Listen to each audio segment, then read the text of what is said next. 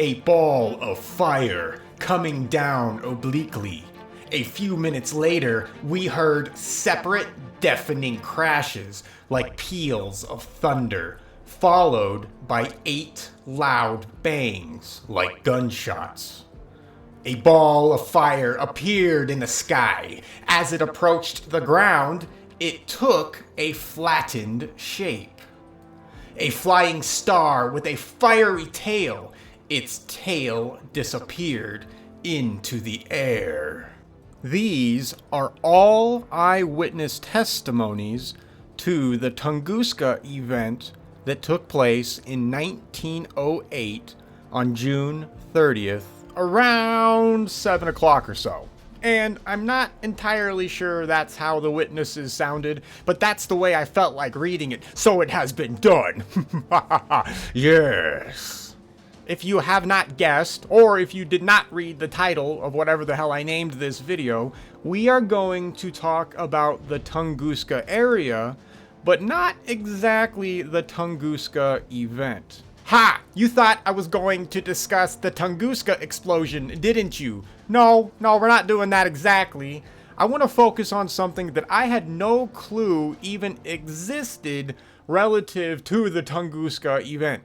Apparently, this entire area over there in Siberia is prone to explosions like what happened in 1908. Did you know that? Did you know that there's actually other recorded explosions on the scale of the Tunguska event?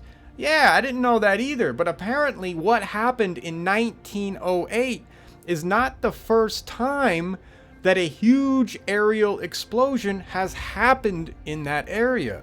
So, for those of you who need a quick refresher on what the Tunguska event is, this is essentially what happened. In 1908, something exploded in the area of Tunguska, and it ended up leveling almost 830 square miles of forest. And I believe they counted the amount of trees that were essentially, leveled to the ground at something like 80 million of them. Isn't that insane? Like, that's just mind-blowing.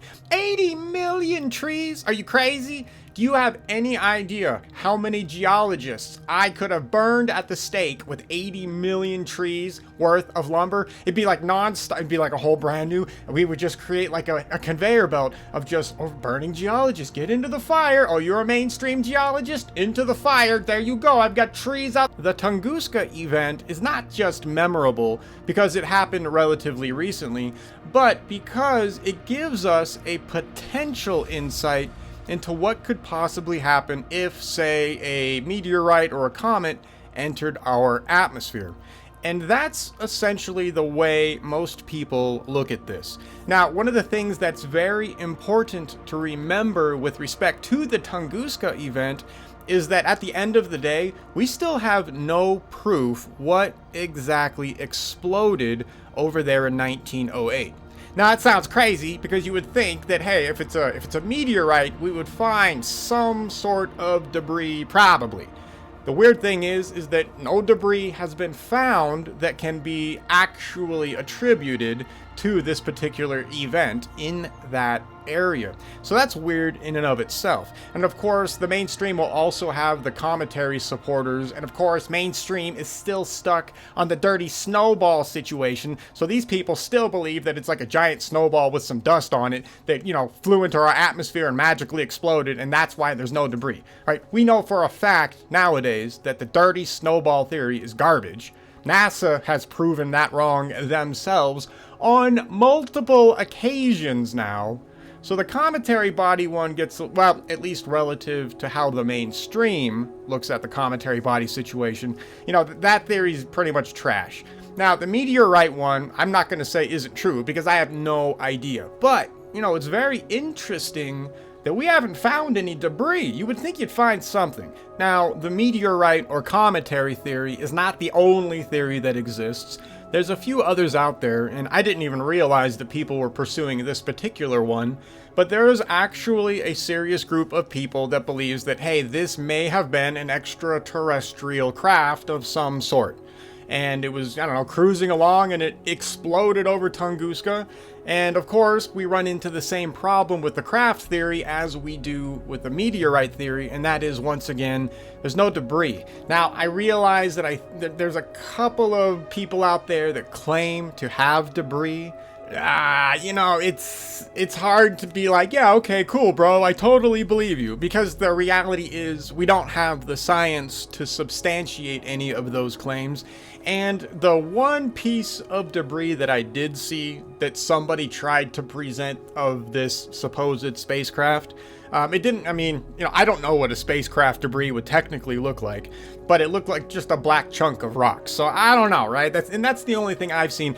I'm not saying that there isn't more out there, because I haven't really dove into that side of the theory. I didn't even realize that there was a spaceship theory up until about a few years ago. So anyway, it doesn't matter. The main point here is that we have a real mystery over here in the Tunguska area. What I found even more fascinating when I started to look into the Tunguska event even more was that the Tunguska event that took place in 1908 is not the first explosion like this that has happened in the general vicinity. And the general vicinity is going to be an important thing to remember when we talk about this, because while the Tunguska event, obviously happened in a very focused area, it certainly seems like this kind of an explosive event has been an uncommon situation over the past at least 800 years. Now, the Tunguska event is obviously going to be interesting to anybody who right now is looking into catastrophes to explain a lot of the stuff that we currently see on Earth, or essentially almost everything we see on Earth if we really want to get down to it. So, something like a giant explosion, relatively recently that we can go and at least see the evidence of is pretty dang important from that perspective. Which actually brings me to the last major theory that I'm aware of that has any potential real credence, and that would be from the plasma physics community. So right now there's a good possibility that perhaps what happened over the Tunguska area was a plasma explosion generated by, something. Like, I don't know what the hell generated it, but there's all kinds of, stuff going on in the Earth's atmosphere. If we're being powered by a Birkeland current, there could be some sort of a discharge from the ionosphere down to the Earth. It doesn't have, you don't need clouds for any of that stuff. That's a possibility as well. And I realize for those of you who are really hardcore into plasma physics, I'm not going into all the details. There's a lot more to it, and there's a lot more really good science to it. And I'm aware of that, so calm down, all right? Don't start getting ready to start talking crap in the comments just yet. You can talk crap in the comments about the other stuff that we are about to talk about, because the other stuff gets even crazier than this. Anyway, so there's a potential for a plasmatic event for taking place over there. And hey, you know what? Ball of plasma explodes above the forest in Tunguska, not in, over Tunguska, and it was just a byproduct of an electrical event that was going on through whatever process is currently happening. Like I said, it could have been a Birkeland current shortage. I don't know. Who knows what was going on with that? Anyway, so I acknowledge that that is a possibility as well. Now, the plasma perspective may come into play even more relative to what locals throughout history have described in the area. And this is what I want to talk about. So, while the Tunguska event itself is the more well-known situation, how many of you knew that 800 years ago, there is evidence for another huge catastrophic event in the area? Now, before we go further, let's get a layout of the Siberian area that we are talking about. So, the area around Tunguska is essentially a forested permafrost swampland. Yeah, so it's basically very, very rough terrain. Now, I don't know how developed it is nowadays, because you can go to the Tunguska area as a tourist, and people do this all the time. So I'm going to guess that at least a small chunk of the area has been conquered by people. But back in 1908, and of course further back, it was just a complete wild land, right? So all the original explorers that were trying to get to the Tunguska area, they went through hell. I mean, it was not a simple walk through a forest. These guys had to travel through muck, swamps, have to deal with mosquitoes, all kinds of crazy sicknesses. It's not a welcoming area, basically, right? So this is what people have to deal with. So this is the kind of environment that we're talking about. So it's not all that easy to study. Now, because it's not all that easy to study, this may be one of the contributing factors into why we have not potentially found any kind of wreckage if something solid did indeed explode. Whether it be a meteorite or a spaceship, doesn't matter, right? You would expect to maybe find something, but it may not be that easy to find something given the terrain, right? So this is what we're dealing with over there. So this harsh, swampy terrain is going to matter with what we are about to talk about. Apparently, if we look northeast from the Tunguska area, we find a place that is called the Valley of Death, or otherwise known as the Upper Viliui River. And I don't know how to pronounce that, so if I'm not pronouncing it right, my bad, but I suck at that stuff, as you should all already know. Anyway, there's another section up there in this river valley that has evidence for one hell of a cataclysm that is currently estimated to have taken place around 800 years ago or so. So I'm gonna shut up now, and I'm going to just go over this piece of work that I found, and I'll read it to you guys, and I'll show you the pictures on here, because it paints a completely different possible picture about what is happening over there in Tunguska. Even more crazy, if all of these eyewitness accounts are true, and if all of these testimonies really happened, that actually goes a long way into potentially explaining an entire other aspect of human history. All right, and just bear with me. I know some of this is going to sound initially insane, but well, maybe not insane. This is just eyewitness accounts of people who live in the area, and they're just describing what they themselves have seen and interacted with, and what their ancestors also saw and interacted with. All right, I'll shut up. Let's start. Well, I'm not going to shut up. I'm going to start reading. Let's start reading. So I found this 4-part article, possibly archived at a place called bibliotechapleiades.net. And I'll leave a link in the description for you guys. There's a lot of interesting articles here that it looks like they're just collating. And if this is, you guys already know about this place, well, shut up. I didn't know about it until like a few weeks ago, all right? But what I found interesting is they had this article with respect to Tunguska and a completely different cataclysm that happened in the same area. The twist here is that the locals describe a completely different kind of event taking place. And it's not one that currently lines up with mainstream thought processes relative to the Tunguska event or any other explosion. Because the claims of the locals are, it's very crazy. All right, let's get into this. This article has 4 parts. I'll just start with part 1 and let's see where it goes time-wise. And if we have to make 2 shows, then I'll make 2 shows. It doesn't matter. Nobody watches this garbage anyways, so I'm not wasting anybody's time but my own. All right, so here's the first part of this article.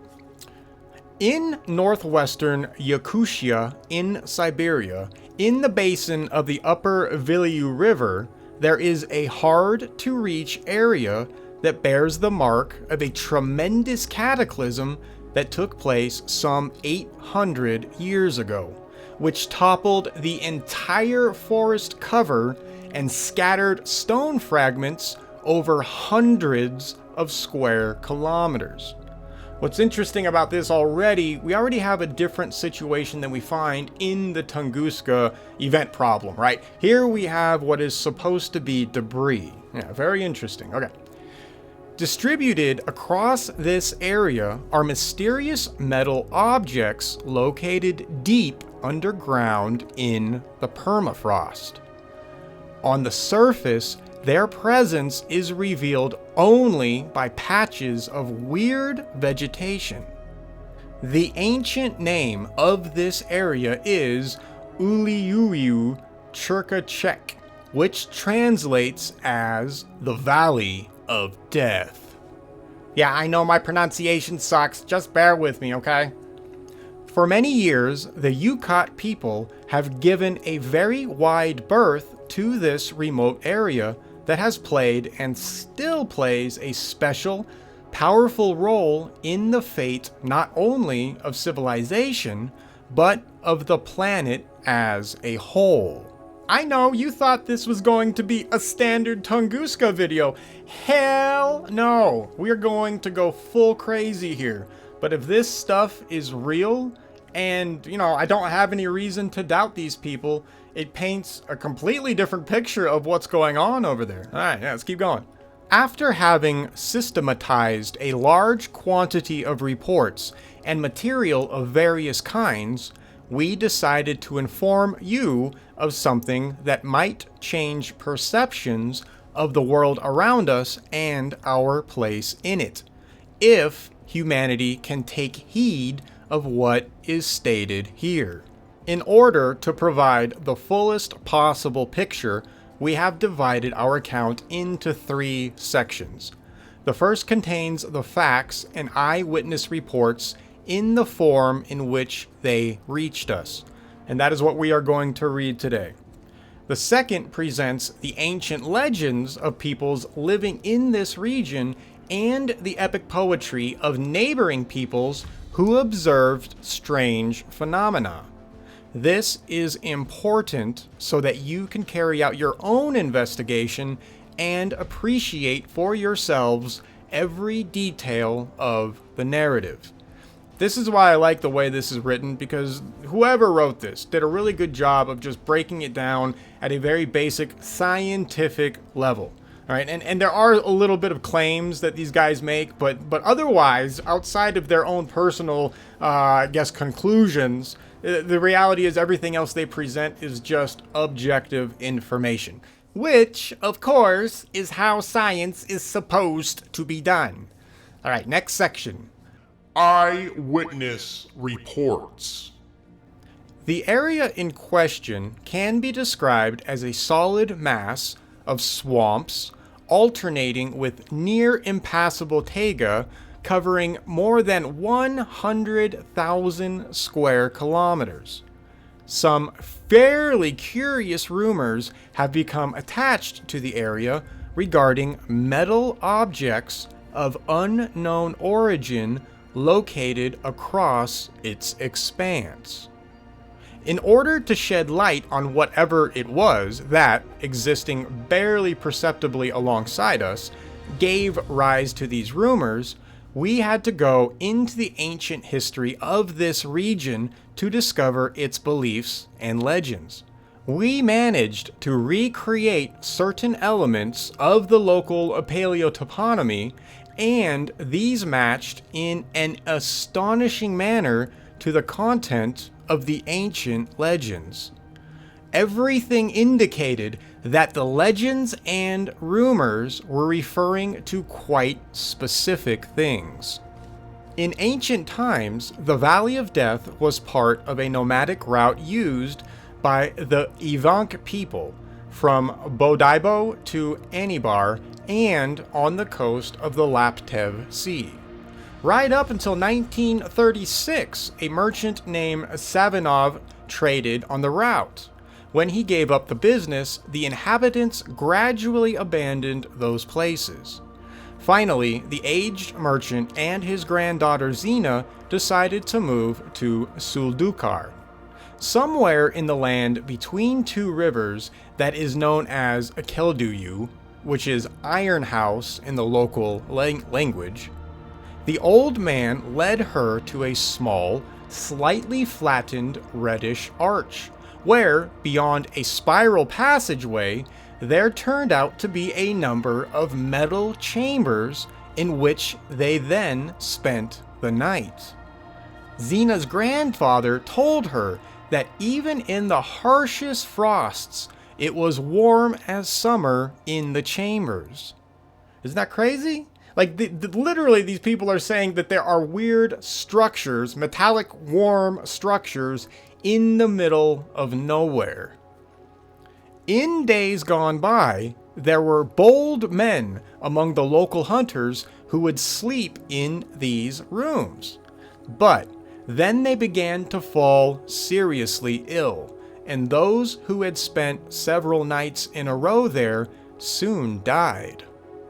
The Yakut said that the place was very bad, marshy, and beasts do not go there.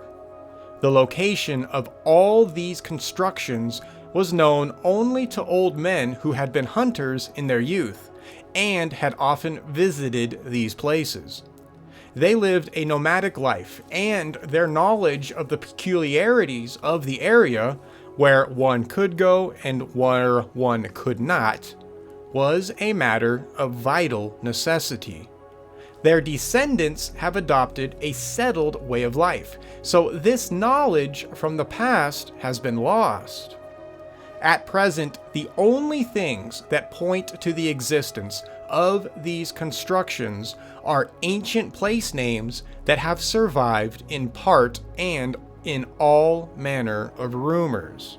But each of those toponyms represents hundreds, if not thousands, of square kilometers. In 1936, alongside the Olgudak River, and Olgudak means place with a cauldron, a geologist directed by elderly natives came upon a smooth metal hemisphere, reddish in color, protruding from the ground with such a sharp edge that it, quote, cut a fingernail, unquote. The walls were about 2 centimeters thick, and it stuck out of the ground roughly a fifth of its diameter. It stood leaning over so that it was possible to ride under it on a reindeer. The geologist dispatched a description of it to Yakutsk, the regional center. In 1979, an archaeological expedition from Yakutsk attempted to find the hemisphere he had discovered. The team members had with them a guide who had seen the structure several times in his youth, but he said that the area was greatly changed, and so they failed to find anything. It must be said that in that locality, you can pass within 10 paces of something and not notice it. So earlier discoveries have been pure luck. And anybody who's ever been to a forest, right? Have you ever gone into a thick forest? Oh yeah, you can walk by bears and never know they were there, and they could be like 10 feet away from you. I have actually had that happen, all right? It's crazy. But yeah, you can easily lose stuff in just a basic forest. If you have a thick forest full of swampland and all this other crap, yeah, you ain't finding anything. Anyway, that's one of the problems. So right now, if you're wondering, well, why aren't people going out there and just finding this stuff? That's why. Nobody knows where these exact locations are. And it gets worse, and this will describe it. Here, let's keep going. Back in 1853, R. Mack, a noted explorer of the region, wrote, quote, "In Suntar," that would be a Yucat settlement, "I was told that in the upper reaches of the Vilju there is a stream called Algae Timberbit." And Algae Timberbit translates into the large cauldron sank. Interesting. "Flowing into the Vilju. Close to its bank, in the forest, there is a gigantic cauldron made of copper. Its size is unknown as only the rim is visible above the ground, but several trees grow within it." Unquote. The same thing was recorded by N.D. Arkhipov, a researcher into the ancient cultures of the Yakutia. Quote, "Among the population of the Vilju Basin, there is a legend from ancient times about the existence in the upper reaches of that river of bronze cauldrons or olgais. This legend deserves attention as the areas that are the supposed location of the mythical cauldrons contain several streams with the name Olgudak, and that would be cauldron stream, unquote. And here is a passage from a letter penned in 1996 by another person who visited the Valley of Death. Mikhail Korotevsky from Voldovostok wrote, quote, I was there 3 times. The first time was in 1933, when I was 10. I traveled with my father when he went there to earn some money. Then in 1937 without my father, and the last time was in 1947 as part of a group of youngsters. The Valley of Death extends along a right-hand tributary of the Villiers River. In point of fact, it is a whole chain of valleys along its floodlands. All 3 times I was there with a guide, a Yakut. We didn't go there because life was good, but because there, in the back of the beyond, you could pan for gold without the threat at the end of the season you'd be robbed or get a bullet in the back of your head. As for mysterious objects, there are probably a lot of them there. As in 3 seasons I saw 7 of those cauldrons. They all struck me as totally perplexing. For one thing, there was their size, between 6 and 9 meters in diameter. Secondly, they were made of some strange metal. Everyone has written that they were made of copper, but I'm sure it isn't copper. The thing is that even a sharpened cold chisel could not mark the cauldrons. We tried more than once. The metal doesn't break off and can't be hammered. On copper, a hammer would definitely have left noticeable dents. But this copper is covered over with a layer of some unknown material resembling emery. Yet it's not an oxidation layer and not scale. It can't be chipped or scratched either. We didn't come across shafts going down into the ground with chambers, but I did note that the vegetation around the cauldrons is anomalous, totally different from what's growing around. It's more opulent, large-leaved burdock, very long withes, strange grass, 1.5 or 2 times the height of a man. In one of the cauldrons, the whole group of us, 6 people, spent the night. We didn't sense anything bad, and we calmly left without any sort of unpleasant occurrences. Nobody fell seriously ill afterwards, except that 3 months later, one of my friends lost all of his hair. And on the left side of my head, the side I slept on, 3 small sore spots the size of match heads appeared. I've tried to get rid of them all my life, but they are still with me today. None of our efforts to break off even a small piece from these strange cauldrons was successful. The only thing I did manage to bring away was a stone, not an ordinary one though, half of a perfect sphere, 6 centimeters in diameter. It was black in color and bore no visible signs of having been worked, yet was very smooth as if polished. I picked it up from the ground inside one of those cauldrons. I took my souvenir of Yakusha with me to the village of Samarka, where my parents were living in 1933. I was laid up with nothing to do until my grandmother decided to build a house. We needed to put glass in the windows, and there wasn't a glass cutter in the entire village. I tried scoring it with the edge of that half a stone sphere, and it turned out to cut with amazing ease. After that, my find was often used like a diamond by all our relatives and friends. In 1937, I gave the stone to my grandfather, but that autumn he was arrested and taken to Magadan, where he lived on without trial until 1968 and then died. Now, no one knows where my sphere stone got to." Unquote. Isn't that a crazy story? Now, it's funny because that story is really not insane. Like, nobody's being abducted by aliens, nobody's seeing ghosts. I mean, there's nothing really weird about it. The only thing that's extremely weird is that they're finding these half-buried cauldrons laying out there in the middle of nowhere. Even more interesting, they're finding half of a sphere the size of something you can fit in your hand. What the hell is that? Like, I've never heard of this stuff before. That's why I found this interesting. It gets even crazier. Let's keep going. In his letter, Kortesky stresses that in 1933, his Yukot guide told him that, quote, 5 or 10 years before, he had discovered several spherical cauldrons. They were absolutely round, that protruded higher than a man, out of the ground. They looked brand new.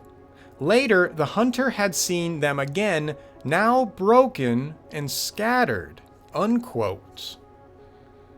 Kortesky also noted that when he visited one cauldron a second time, in the intervening few years that it had sunk appreciably into the ground.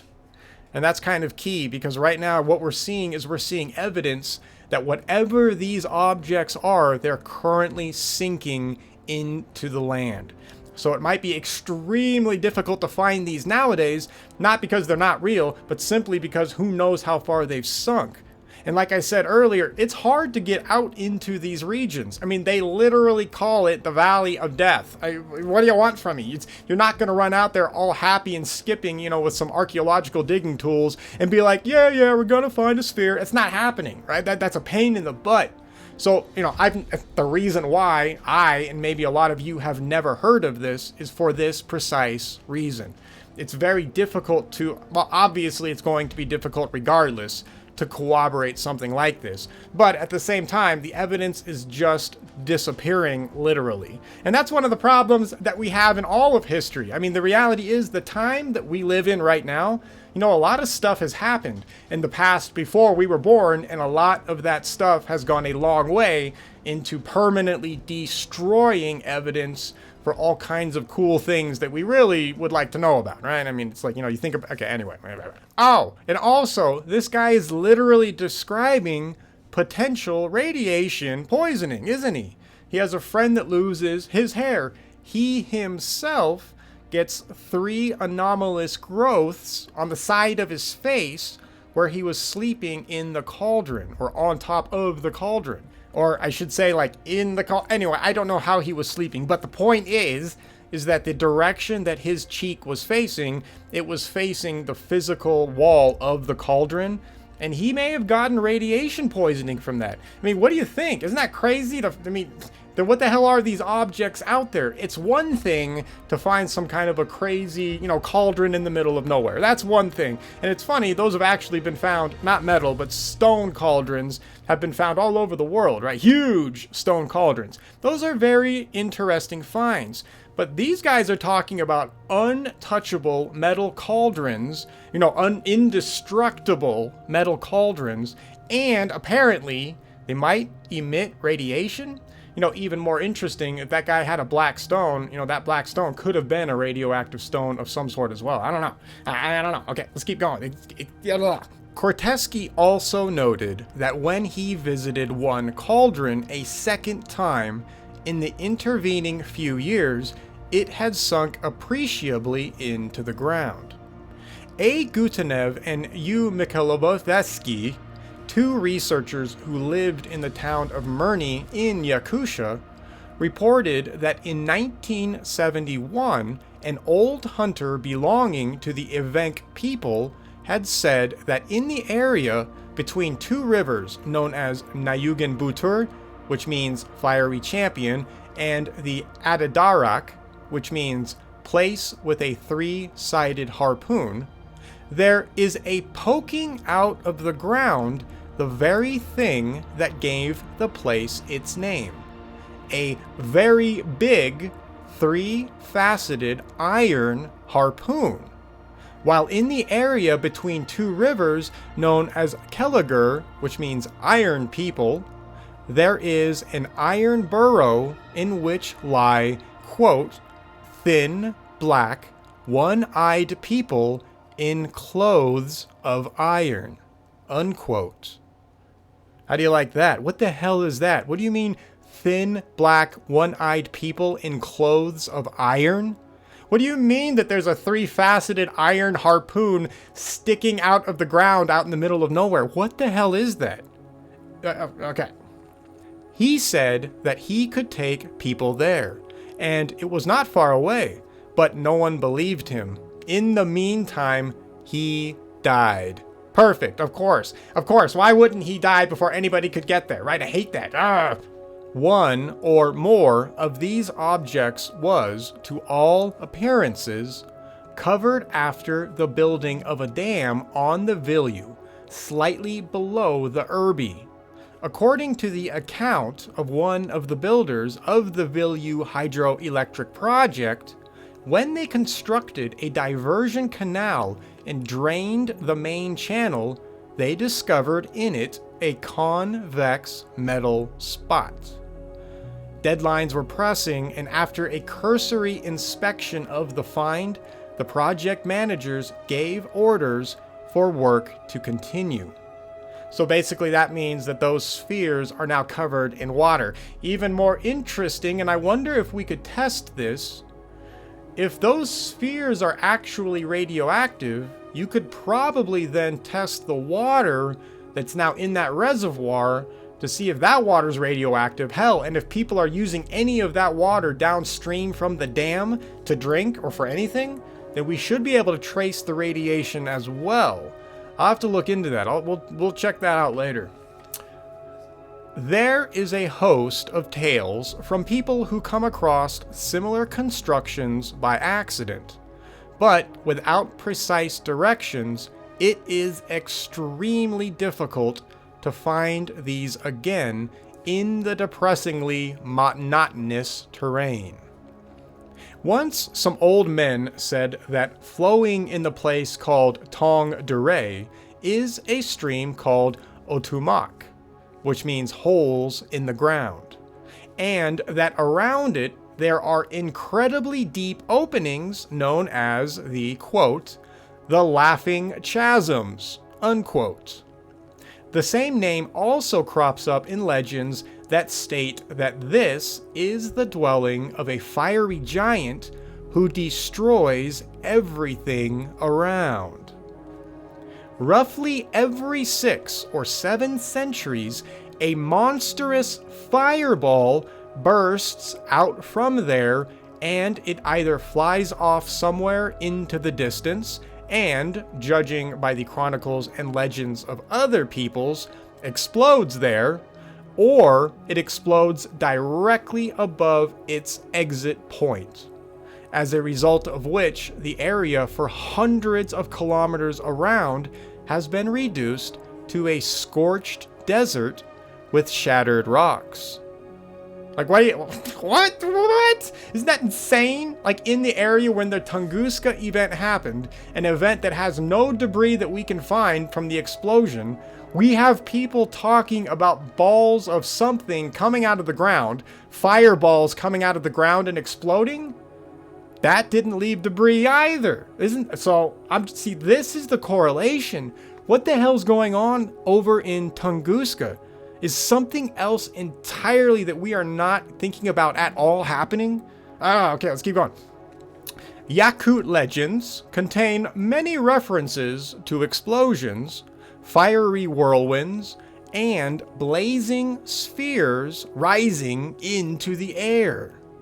And all those phenomena are somehow or other associated with the mysterious metal constructions found in the Valley of Death. Some of them are large, round, iron houses, quote unquote, standing on numerous lateral supports. They have neither windows nor doors, only a, quote, spacious manhole, unquote, at the top of the dome. Some of them have sunk almost completely into the permafrost, with only a barely noticeable arch-like protuberance remaining on the surface. Witnesses who are strangers to each other describe this resounding metal house in the same way. Other objects scattered across the area are the metallic hemispherical lids that cover something unknown. Yakut legends say that the mysterious blazing spheres are produced by a, quote, an orifice belching smoke and fire, unquote, with a, quote, banging steel lid, unquote. So basically, these spheres are opening up and releasing something, maybe. Right? I mean, that kind of sounds like what they're talking about. What the hell's happening? This is also the source for the fiery whirlwinds that, from the descriptions, sound very similar to the effects of present-day atomic explosions. Roughly a century before each explosion or series of explosions, a fast-flying, fiery sphere emerged from the iron orifice and, without causing great damage, soared upwards in the form of a thin column of fire. At the top of this, a very large fireball appeared, accompanied by 4 claps of thunder in succession. It soared to an even greater height and flew off, leaving behind a long trail of smoke and fire. Then a cannonade of its explosions sounded in the distance. In the 1950s, the Soviet military cast an eye over this area, evidently due to the exceptionally sparse population on its northern fringes, and conducted a series of atomic tests there. One of the explosions produced a great puzzle, and foreign specialists are still speculating about it.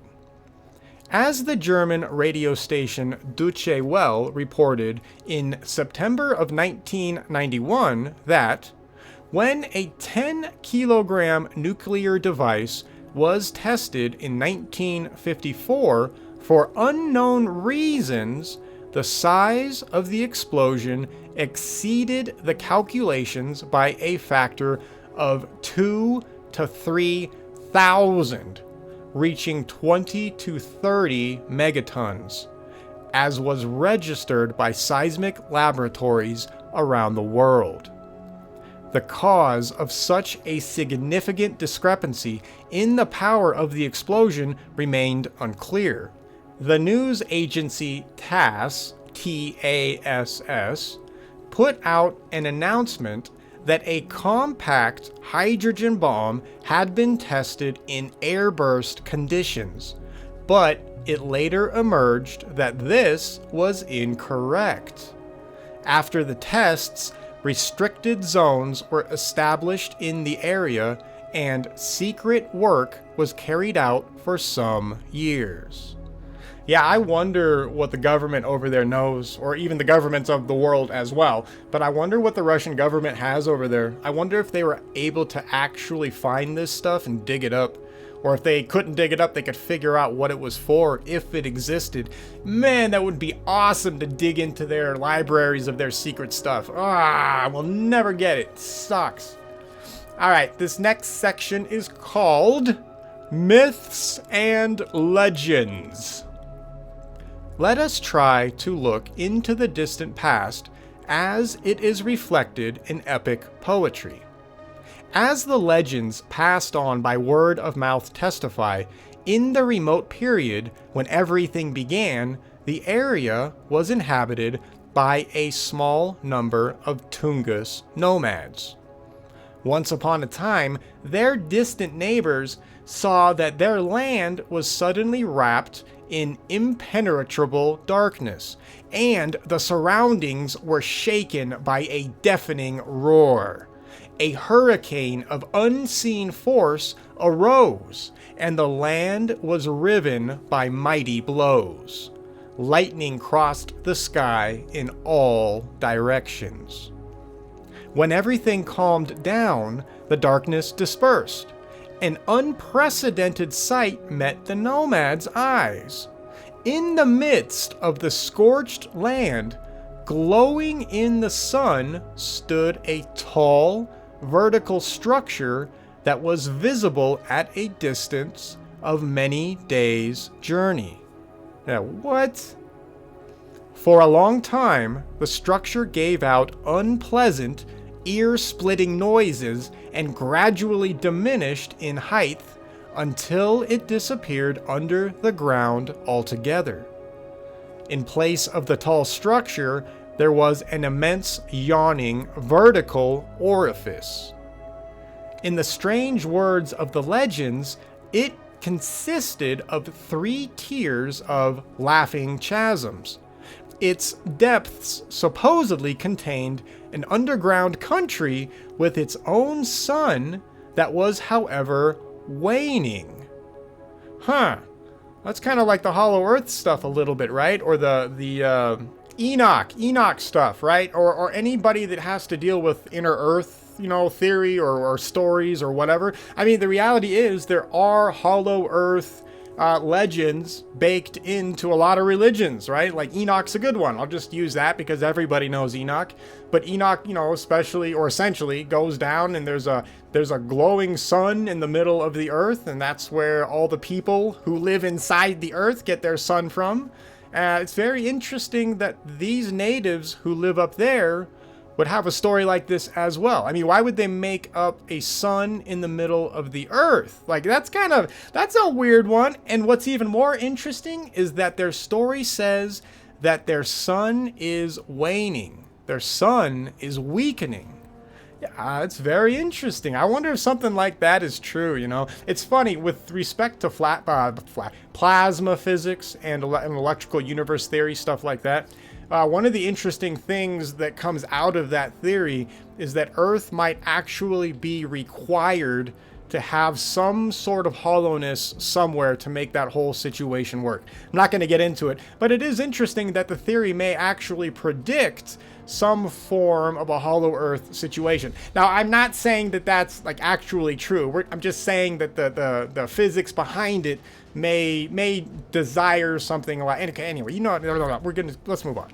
A choking stench rose from the orifice, and so no one settled near it. From a distance, people could sometimes see a rotating island appear above the opening, and this is then proved to be its banging lid. Those who were tempted by curiosity to take a closer look never returned. Centuries went by.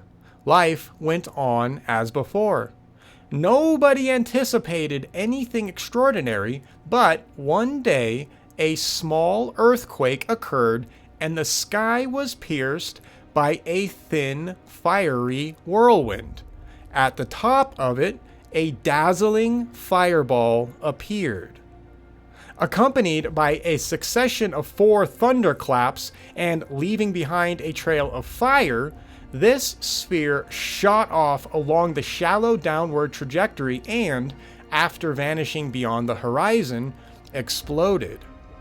The nomads were perturbed but did not abandon the lands that were home to them, since the demon had not caused them any harm, but had exploded over the lands of the hostile neighboring tribe. Yeah, nice, very nice. A few decades later, events repeated themselves. The fireball flew off in the same direction and again destroyed only their neighbors.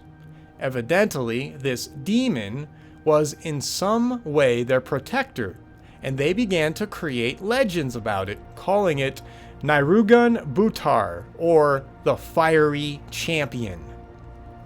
But some time later, events occurred that horrified those in even the most distant surroundings. A gigantic fireball emerged from the opening with a deafening, thunderous roar and exploded right overhead. a tremendous earthquake ensued. Some hills were cut across by a crack more than 100 meters deep. Following the explosion, a fire-raging sea continued to swash about with a disc-like rotating island above it.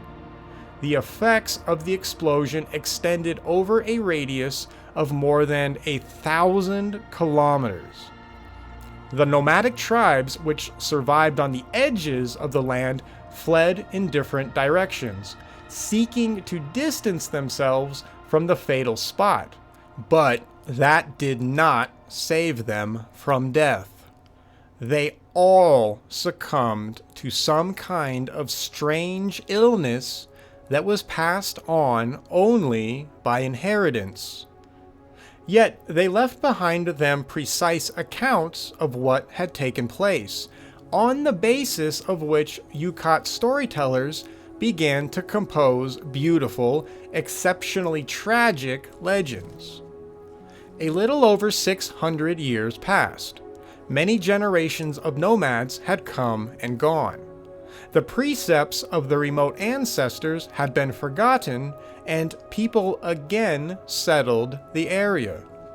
As a side note, one of the things that is fascinating with respect to history and our understanding of it is generational knowledge. If the generations that come after the people who experienced something insane do not carry on the tradition, it's amazing how fast human psychology will absolutely wipe the slate clean. So, I mean, there's a lot of amazing stuff that we have proof of, it seems like happened on this planet, but nobody really believes it nowadays. Simply, well, there's a lot of reasons why people don't believe it, but one of the reasons is simply because it is no longer present in our lives, right? None of these stories really kept their bite. None of these stories truly carried their weight throughout the generations. So, most of us just kind of move on. We do. That's how we lose a lot of our history. Same thing here, right? 600 years pass, these amazing, insane events get completely forgotten. And why wouldn't they? The main point is that it does not take that long for history to erase itself on its own. All right, okay, anyway. Many generations of nomads had come and gone. I read all that. Then, history repeated itself. The fireball of Nyurgan Butar appeared above a fiery whirlwind and again flew off to explode beyond the horizon. A few decades later, a second fireball rent the air. Now it is called Kayun Erbi, the gleaming aerial herald or the messenger. Then came another devastating explosion that the legends again anthropomorphized. It was given the name Uat Usumu Tong Durai, which can be roughly translated as the criminal stranger who pierced the earth and hid in the depths, destroying all around with a fiery whirlwind.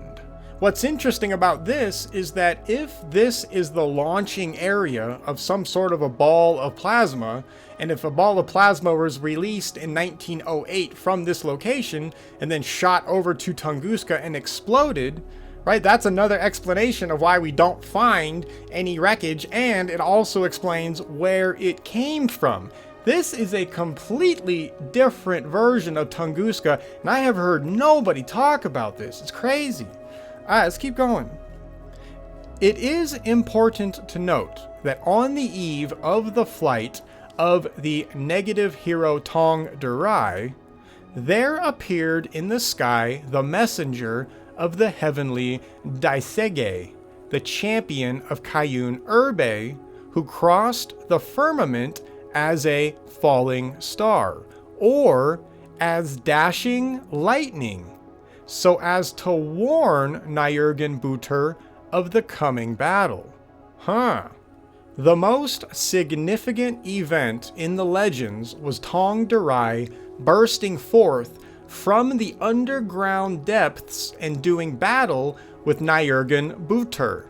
This took place roughly as follows. Quote, "Firstly, a snake-like branching fiery whirlwind burst forth from the orifice, on top of which there again appeared a fireball of gigantic size, which, after several peals of thunder, shot high into the air.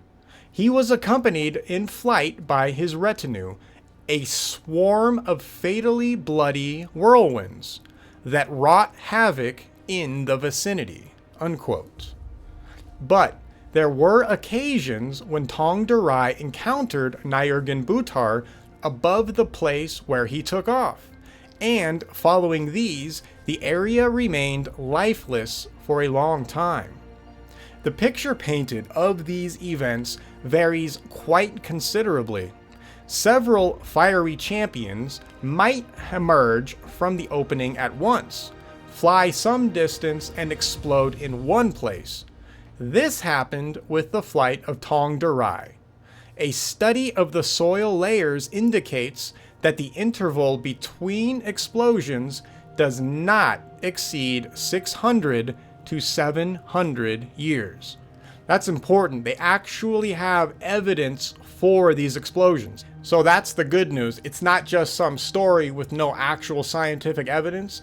The soil samples themselves have started to paint this picture. And of course, the topographical geological evidence is there for everybody to see as well. You can go and see the destruction. It gets even crazier because I also started reading a paper about the various kind of basalt lava flows that exist in that area on the surface. Those may have been created by these blasts, potentially. Maybe we'll talk about that in a different show, but there is legitimate evidence that melting took place over there, explosions took place over there, and it looks like people saw all of this. All right, we're almost done. We'll keep going. The legends vividly reflect these events, but the absence of a written tradition means that they have not been registered in documentary form. Yeah, I wonder how many other legends around this planet have never been written down that are only oral and that are now gone forever. We have lost so much. It seems, though, that this lacuna is compensated for by the historical chronicles of other peoples. The chronicles of other peoples.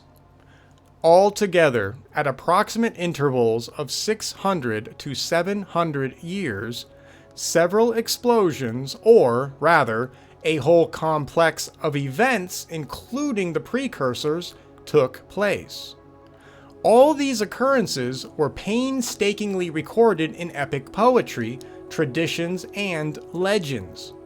It is a curious fact that similar legends arose in the equatorial zone of the planet, where explosions or giant fireballs that suddenly appeared in the sky destroyed several centers of ancient civilizations. Now that's interesting. One of the things that I guarantee you these guys are not familiar with is a lot of the catastrophist stuff that has now been proven relative to other legends, right? We know that other civilizations have been wiped out by some sort of a plasma event. You know, Sodom and Gomorrah, that's a good one. So he's blaming, well, I guess it's not, well, okay, anyway, ignore me. Judging by the results of archaeological investigations carried out in the Upper Viliu region by S.A. Fedoseyeva, the intermittent wave-like settlement of this territory can be tracked roughly to the 4th millennium BC. And I'm sure he's using mainstream chronology, so it's probably not that old. In the 1st millennium AD, the line of historical development is interrupted. And this does not contradict the possible date for the last historical explosion as September 1380. The cloud it raised blotted out the sun over Europe for several hours. In several geoactive zones, powerful earthquakes took place. 1380. So we could potentially test some of this theory by trying to see if we can find any records around the 1380 time period that might correlate to this event. Yeah, I'll do that in a different show. That could be interesting. This event is recorded in written sources. In Russian chronicles, it coincided with the Battle of Kulikovo Field. Ah, really? The golem dispersed only in the second half of the day. A wind of such strength blew, and an arrow shot from a bow could not fly against it. That was a quote, by the way. I know, I forgot to say quote unquote. This factor made a positive contribution to the Russian victory. However, the explosions are described in Tungus legends are far more vivid than any other sources. Judging by the accounts, they were many times worse than modern nuclear weapons. If we take 1380 as our starting date and go back to the past, we can trace such moments. In 830, for example, the culture of the Mayans, who inhabited the Yucatan Peninsula in Mexico, was destroyed. Many of their cities were reduced to ruins by an explosion of monstrous force. Now, he's correct here. There might have been something pretty insane going on during this time period, and I will do a show on that later. I don't know if this corroborates with the event that he's talking about. It's very interesting. Okay, yeah. Some passages in the Bible are akin to the Yakut legends. The descriptions of the plagues of Egypt and the demise of Sodom and Gomorrah. Yeah, so this is what sucks about researchers. They start grabbing at random stuff when they start to get onto the trail of something. For example, this guy's not talking about Velikovsky, Venus, all the other cultures talking about Venus. He's not correlating any of that to that. So, you got to watch out for that stuff. Now, I'm not saying what I just said is 100% correct, but scientifically speaking, it's in the right direction. Now, that also does not mean that something isn't going on in the Siberian area coinciding with all of this stuff. I don't know. That's where it gets crazy. But we're going to have to dig deeper if we're going to make that kind of a correlation. All right, he goes on. In one of the oases of the Arabian Peninsula, an ancient town was destroyed and literally reduced to ashes. According to legend, this took place when a huge fireball that appeared in the sky exploded. Once again, that could be from a cosmological origin during the Venus or Mars event. Or, at Mohenjo-Daro, on the Indian subcontinent, archaeologists discovered a devastated city. The marks of the catastrophe, melted stone walls, clearly pointed to an explosion comparable with a nuclear bomb. Similar events are also described in Chinese chronicles from the 14th century. They say that far to the north, a black cloud rose above the horizon and covered half the sky, scattering large fragments of stone. Stones also dropped from the sky in Scandinavia and Germany, where fire broke out in several towns. Scholars established that they were quite ordinary stones and conjectured that a volcano had erupted somewhere. Yeah, those guys wouldn't have known what they were looking at regardless. Even if they were regular stones, they probably still couldn't have identified them. Perhaps the cause of these misfortunes really was Tong Durai, who has been bursting out from under the ground for many centuries, while Nyargan-Botur blotted out half of the sky at his appearance. Tong Durai considerably exceeded him in size and, ascending into the heavens, completely disappeared from view. We note that in the Valley of Death, a rise in the background radiation is observed at certain intervals of time, a phenomena that specialists cannot explain. That's the end of the article, and it goes on to 3 other parts, and yeah, I'll probably get into them. But what I wanted to show here at the very least was a piece of history that I had no clue existed. I had no clue who the Yakut people were, and I certainly did not know of their legends of crazy fireballs coming out of the ground and destroying things in the sky, or just exploding for fun, or whatever, right? I mean, that's crazy. Like, that's some insane stuff, but there it is. The interesting thing about all of this, the fact of their history reporting these kinds of destructions, this really does help corroborate a lot of other eyewitness testimony into the past that talk about all kinds of catastrophic events taking place. So there's some really good valuable information here. The other thing to note really fast before you start taking this and injecting it into your pet theory is that there are multiple of these events scattered over 600 to 700 year periods. So if that's a legit thing, right? If we can 100% prove that yes, it only happens in intervals, you know, that's going to be a different situation than, say, the fire erupting at random times. Because what that means is that the system might be automatic if it's doing this every 600 to 700 years versus doing it randomly when it's maybe perhaps reacting to something that is variable within Earth or outside of Earth or whatever. So it's important to note that this happens multiple times and that we could potentially expect it to happen again. All right, I'm done. We've done this for an hour. Yeah, I can't talk anymore, as you can probably tell. All right, so anyway, we'll keep going with part 2 in another show. But this stuff is fascinating, right? Have you ever heard of these spheres and Tunguska explosion being related? I hadn't. Anyway, all right, there you go.